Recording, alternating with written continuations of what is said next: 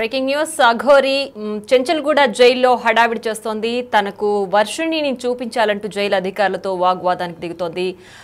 ములాఖత్లో వర్షిణిని కల్పించాలి అంటూ కూడా అఘోరి జైలు అధికారులతో అక్కడ కాస్త ఉద్రిక్త వాతావరణాన్ని క్రియేట్ చేసే ప్రయత్నం చేస్తోంది. లాయర్తో మాట్లాడించాలి, నాకు వర్షిణిని చూపించాలి, నేను వర్షిణిని కలవాలి అంటూ కూడా అఘోరి పట్టుబడినట్టుగా కూడా పట్టుబడుతూ అధికారులతో ఆమె ప్రశ్నిస్తున్న దృశ్యాలు కూడా మనం బిగ్ టీవీ స్క్రీన్ పైన చూడొచ్చు. అయితే ప్రస్తుతం నార్సింగ్ రీహాబిలిటేషన్ సెంటర్లో వర్షిణి ఉంది. వర్షిణికి ఇప్పటికే సిబ్బంది కూడా కౌన్సిలింగ్ ఇస్తున్నారు. ఆవిడ మానసిక స్థితి సరిగా లేదని తల్లిదండ్రులు ఆవేదన చెందుతున్న నేపథ్యంలో వర్షిణిని రీహాబిలిటేషన్ సెంటర్కి పంపించారు. అక్కడ ఉన్నటువంటి సిబ్బంది ఆమె కౌన్సిలింగ్ ఇస్తూ ఆమె నార్మల్ అయ్యే స్థితికి తీసుకొచ్చే ప్రయత్నం చేస్తున్నారు. అయితే ఇప్పటికే అఘోరి 14 రోజుల రిమాండ్లో ఉన్నారు. వర్షిణిని చూపించాలి, వర్షిణితోనే మాట్లాడాలి, ములాఖత్లో నాకు వర్షిణితో ములాఖత్ చేయించాలి అంటూ కూడా జైలు అధికారులతో అఘోరి వాగ్వాదానికి దిగుతుంది. ప్రస్తుతం దీనికి సంబంధించి పూర్తి డీటెయిల్స్ అందించడానికి మా ప్రతినిధి గౌతమి సిద్ధంగా ఉన్నారు. గౌతమి, చెప్పండి. అయితే అఘోరి జైల్లో అధికారులతో వాగ్వాదానికి దిగుతుంది. వర్షిణిని చూపించాలి, తన్ని కలవాలి అంటూ కూడా చెప్పడం చూస్తుంది. ఇదంతా చేస్తుందంటూ కూడా చెప్తున్నారు. ఏంటి అసలు ప్రస్తుతం అఘోరి పరిస్థితి ఏంటి? పోలీసులు ఏమంటున్నారు? రైట్ ప్రియా, అయితే అఘోరిని అరెస్ట్ చేసిన తర్వాత ముఖ్యంగా నిన్న నైట్ అంతా కూడా తను చాలా కామ్గా ఉంది. అలాగే లోపల ఎవరితో కూడా తను మాట్లాడలేదు అని కూడా చెప్పడం జరిగింది. అయితే ఈ నేపథ్యంలోని తను కామ్గా ఉండడమే కాదు, కొన్ని మంత్రాలు చదవడం కానీ లేకపోతే కొన్ని పూజలు చేయడం కానీ తను చేసిందే అని కూడా బయటకు వినిపిస్తూ ఉన్నాయి.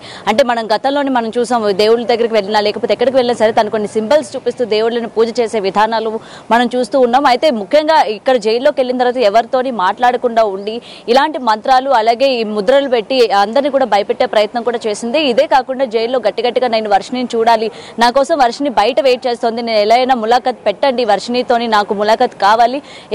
ఇదే కాకుండా తను కూడా నాలానే నేనే కావాలని కోరుకుంటూ ఉంటుంది. సో ఖచ్చితంగా నాకు చూపించండి అని చెప్పి కూడా ఎవరైతే తన తరపున వాదిస్తూ ఉన్నాడో లాయర్కి అయితే చెప్పడం జరుగుతుంది. అంటే ముఖ్యంగా ఈ లాయర్ని కూడా తను వేడుకుంటుంది అనమాట, నాకు వర్షిణి కావాలి, వర్షిణిని చూపించండి అని చెప్పి కూడా జైల్లోని చాలా హడావిడి చేస్తున్న పరిస్థితి కూడా ఇక్కడ మనకి క్లియర్గా కనిపిస్తుంది. అయితే ఇటు వర్షిణి వచ్చేసరికి తిను కూడా సేమ్ ఇదే తీరులో మాట్లాడుతుంది. ఎందుకంటే తను కూడా శ్రీనివాస్ దగ్గరికి వెళ్తారు, నాకు శ్రీనివాసే కావాలని చెప్తోంది. ఎందుకంటే నేను శంకర్పల్లి పిఎస్లో కూడా సిఐతో కూడా ఇదే విధంగా తను మాట్లాడింది. సిఐ కూడా ఆశ్చర్యపోయారు అని అయితే తన మాటల్లో చెప్పడం జరిగింది. అయితే వయసుకి చిన్నదైనా సరే తను మాట్లాడే మాటలు కావచ్చు, తన పద్ధతి కావచ్చు, ఏ మాత్రం కూడా సరిగా లేదు అని కూడా సిఐ కరాఖండిగా చెప్పారు. ముఖ్యంగా తన మాట తీరు, నేను ఎవరి మాట వినను, నేను ఎవరితో కూడా వెళ్ళను, నాకు శ్రీనివాసే కావాలంటే తనతో పాటు నాకు కూడా జైల్లో వేయండి, మా ఇద్దరిని కలిపి వేయండి అని చెప్పి కూడా తను మాట్లాడుతున్న పరిస్థితి కూడా ఏదైతే ఉందో, అయితే తనకి మెంటల్గా ఏమైనా అయిందా అంటే మెంటల్ పరిస్థితి. రైట్ ప్రియా, శ్రీనివాస్ని కలవాలని చెప్పడం, శ్రీనివాస్ అనే అఘోరి కూడా వర్షిణియే కావాలని చెప్పడం, అండ్ ఇప్పుడు జైల్లో కూడా ఆయన ఏదో మంత్రాలు చేస్తున్నారు అని కూడా చెప్తున్నారు. సో వర్షిణి పైన ఏదైనా క్షుద్ర పూజలు ప్రయోగించారా? అందుకే ఆవిడ అఘోరి కావాలని పదే అడుగుతోందా? ఇప్పుడు జైల్లో కూడా క్షుద్ర పూజలే చేస్తున్నారా అఘోరి?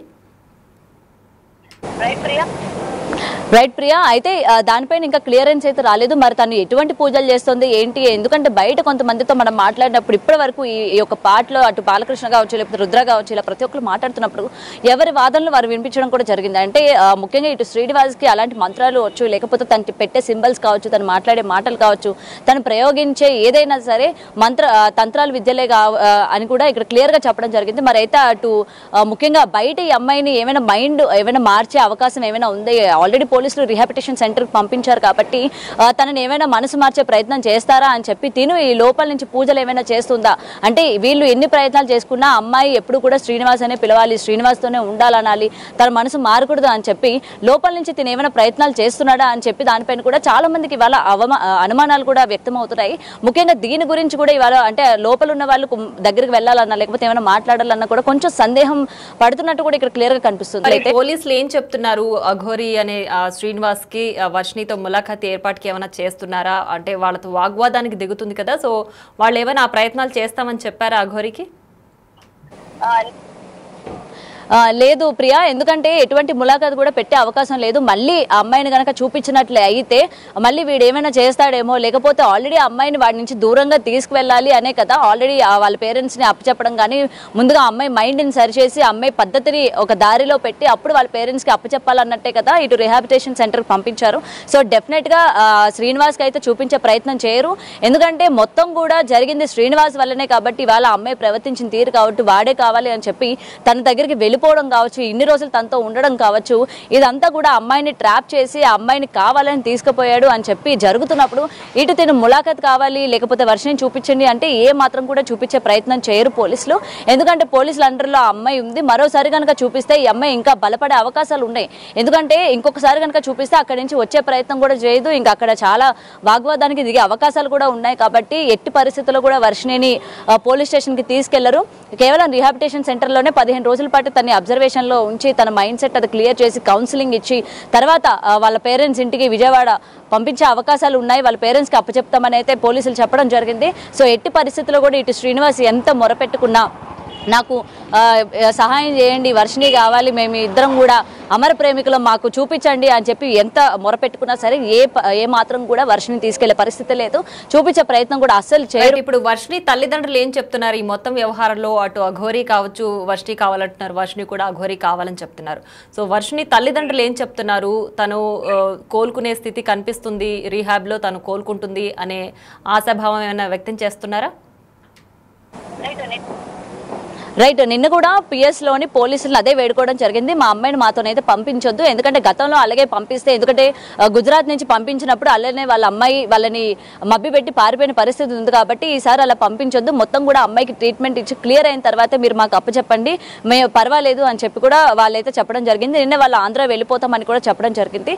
సో వాళ్ళు ఏంటంటే ఇటు శ్రీనివాస్ ఎలా అయినా సరే తనకి తగిన శిక్ష పడాలి, అటు కుటుంబ సభ్యులకు కానీ ఇందులోని ఇన్వాల్వ్ చేయొద్దు అని కూడా చెప్తూ ఉన్నారు. ఎందుకంటే వాళ్ళకి సంబంధం లేదు అంటున్నారు. అటు శ్రీనివాస్ కుటుంబ సభ్యులు కూడా వాడు ఎలా పోతే పోనీ, మాకు అవసరమే లేదు, వాడిని జైల్లో పెట్టినా సరే మాకు అవసరం లేదు అని చెప్పి కూడా అటు వాళ్ళ అమ్మ నాన్న కూడా మాట్లాడిన పరిస్థితులు కూడా ఉంటాయి. సో ఏదైనా సరే మొత్తం కూడా ఒకవైపు అయిపోయింది అని కూడా చెప్పుకోవచ్చు. ఎందుకంటే శ్రీనివాస్ చేసిన అక్రమాలు కావచ్చు, లేకపోతే ఇలా అమ్మాయిని తీసుకెళ్లడం కావచ్చు, ఇవాళ ఎవరు కూడా శ్రీనివాస్ వైపు మాట్లాడే పరిస్థితి కూడా కనిపించట్లేదు. అండ్ ఇటు ముఖ్యంగా వర్షిని కూడా అటు పేరెంట్స్ దగ్గర వెళ్ళడానికి కూడా ఇంట్రెస్ట్ చూపించట్లేదు. ఏదైనా సరే నన్ను వదిలేస్తే నేను మా అత్తగారి ఇంటికి వెళ్ళిపోతాను అంటే శ్రీనివాస్ వాళ్ళ అమ్మగారి ఇంటికి వెళ్ళిపోతానని అయితే అమ్మాయి ఖరాఖండిగా చెప్తుంది. ముఖ్యంగా వాళ్ళ పేరెంట్స్తో కూడా ఇదే ఫేస్ టు ఫేస్ చెప్పడం జరిగింది. నిన్న కూడా గుర్తుపట్టడం కూడా జరిగింది. ఎందుకంటే ఇక్కడ చాలా మంది అమ్మాయి కాన్షియస్లో లేదు, అమ్మాయి ఎవరిని కూడా గుర్తుపట్టే పరిస్థితుల్లో లేదు అని కూడా చెప్పడం జరిగింది. కానీ అదేమీ కూడా లేదు. నిన్న వాళ్ళ పేరెంట్స్ ఇద్దరిని కూడా గుర్తుపట్టింది. నేను ఇంటికి రాను అని కూడా తను చెప్పడం జరిగింది. అసలు నేను ఎప్పటికీ కూడా రాను, ఎందుకంటే నేను మేజర్ని కాబట్టి నాకు నచ్చిన వ్యక్తిని నేను పెళ్లి చేసుకున్నాను, నాకు నచ్చినట్టు నేను జీవిస్తాను, మా అత్తగారి ఇంటికి నేను వెళ్ళిపోతాను, శ్రీనివాస్ వచ్చినంత వరకు నేను మా అత్తగారి ఇంట్లో నేను వెయిట్ చేస్తాను, వాళ్ళని నేను చూసుకుంటాను అని కూడా వర్షిని చాలా గట్టిగా చెప్తున్న పరిస్థితి ఇక్కడ కనిపిస్తుంది. నిజంగా తన మాటలు విని అక్కడ పోలీసులు కూడా కంగు తిన్నారన్న విషయం అయితే క్లియర్గా కనిపిస్తుంది. ఎందుకంటే తను ఈ విధంగా మాట్లాడుతుంటే తను మెచ్యూర్డ్గా మాట్లాడుతుందా లేకపోతే తెలిసి తెలియక మాట్లాడుతుందా అనే దానిపైన కూడా ఒక క్లియర్ కట్గా రాలేకపోతున్నారు. మరి అమ్మాయి పరిస్థితి కూడా చూసుకుంటే నిన్న మొత్తం కూడా తను మాట్లాడే విధానం కావచ్చు, లేకపోతే అమ్మాయి ప్రవర్తన కావచ్చు, ఆ అమ్మాయి అపియరెన్స్ కావచ్చు చాలా తేడాగా ఉంది. ఎందుకంటే గతంలో చూసిన వర్షినికి వారం రోజుల తర్వాత చూసిన వర్షినికి చాలా డిఫరెన్స్ ఉంది. సో విష్ణు ఏదైతే వాళ్ళ పేరెంట్స్ అందరూ కూడా ఎలిగేషన్ చేస్తూ ఉన్నారో, ఏదైనా మందు పెట్టారు, ముఖ్యంగా పసరు మందు పెట్టారు, అందుకే మా అమ్మాయి ఈ విధంగా మాట్లాడుతుంది, మొత్తం కూడా తల వరకు శ్రీనివాసే ఎక్కువ ఉన్నాడు, శ్రీనివాస్ అనే అంటున్నారు. కాబట్టి ఖచ్చితంగా మా అమ్మాయికి టెస్టులు చేయండి, బ్లడ్ టెస్ట్ చేయండి, అన్ని రిపోర్ట్స్ అన్ని కూడా మంచిగా వచ్చిన తర్వాత కౌన్సిలింగ్ బాగా ఇచ్చిన తర్వాతే మాకు అందజేయండి, నెలైనా పర్వాలేదు 2 నెలలైనా పర్వాలేదు అని చెప్పి కూడా వాళ్ళ పేరెంట్స్ నిన్న అక్కడ గట్టిగా చెప్పడం కూడా జరిగింది. వాళ్ళ అమ్మాయి క్షేమంగా ఉండడమే వాళ్ళకి కావాలి అని కూడా ఇక్కడ చెప్తున్న పరిస్థితి ఉంది. ప్రియా, ఇంకా వర్షిని అఘోరిని కలవాలంటూ, అలాగే అఘోరి కూడా వర్షిని కలవాలంటూ కూడా పోలీసులతో అఘోరి వాగ్వాదానికి దిగుతున్నారు. ప్రస్తుతం 14 రోజుల పాటు రిమాండ్లో ఉన్నారు అఘోరి. సో ఈ నేపథ్యంలోనే నేను వర్షిని చూడాలి, వర్షిని కలవాలి, ములాఖత్ ఏర్పాటు చేయండి, నాకు వర్షిని కావాలి, మేమిద్దరం పెళ్లి చేసుకున్నామంటూ కూడా పోలీసులతో అఘోరి వాగ్వాదానికి దిగుతున్నారు. అలాగే వర్షిని కూడా రీహాబిలిటేషన్ సెంటర్లో ట్రీట్మెంట్ తీసుకుంటోంది. తన మానసిక స్థితి సరిగ్గా లేదని తల్లిదండ్రులు చెప్తున్న నేపథ్యంలో తన అక్కడ ట్రీట్మెంట్ తీసుకుంటుంది. పూర్తిగా కోలుకున్న తర్వాతనే తల్లిదండ్రులకు అప్పగించాలంటూ కూడా తల్లిదండ్రులు చెప్తున్నారు. సో తన మానసిక స్థితి సరిగా లేదు, తనకి ఏవో పసరు మందులు పెట్టారు, లేదంటే తన పైన ఏదో ప్రయోగించారు, అందువల్లే తను అఘోరి కావాలి, ఆ శ్రీనివాస్ కావాలి అని చెప్తుంది అని తల్లిదండ్రులు ఆరోపిస్తున్నారు. సో మొత్తం కూడా క్లియర్గా టెస్ట్లన్నీ చేసి తనకి ట్రీట్మెంట్ అయ్యి తన మానసిక స్థితి అంత కరెక్ట్గా ఉన్న తర్వాతే తల్లిదండ్రులకి అప్పగించాలని చెప్పి కూడా వాళ్ళు వేడుకుంటున్నారు. ప్రస్తుతం అయితే శ్రీనివాస్ చీటింగ్ కేసులో 14 రోజుల పాటు రిమాండ్లో ఉన్నారు.